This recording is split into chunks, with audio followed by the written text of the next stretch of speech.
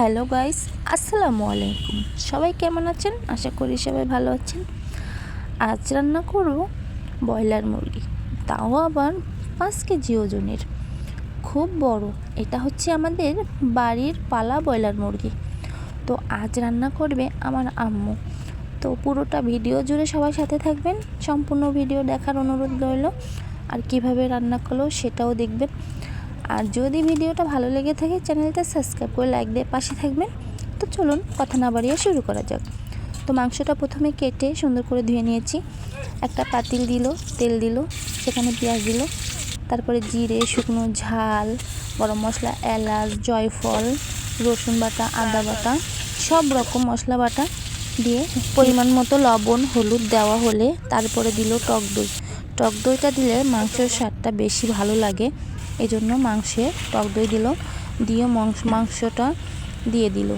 আমাদের মশলাটা কিন্তু সুন্দর করে কষিয়ে নিয়েছে, তারপরে কিন্তু মাংসগুলো দেওয়া হয়েছে। তো গাইস, মায়ের হাতে রান্না বলে কথা, মা যেমনই রান্না করুক সব ছেলেমেয়েরাই কিন্তু খুব পছন্দ এবং ভক্তি সহকারে খায়।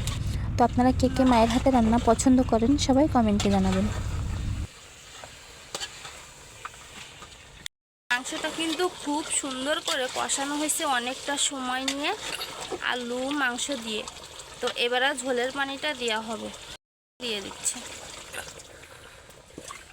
মাংসটা কিন্তু স্বাদ হয় কষানোর কাছে, যত কষানো হবে মাংস তত একটা স্বাদ হবে।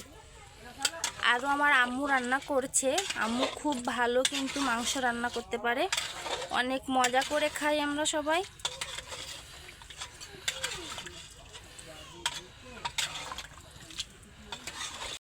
মাংস রান্না হয়ে গেছে। তো মাংসটা হয়ে গেছে রান্না করা, নামিয়ে রেখে এদিকে দারচিনি, এলাচ আর জিরে ভেজে নিয়েছিল, এখন সেটা কিন্তু গুঁড়ো করে নিচ্ছে মাংসে দেওয়ার জন্য।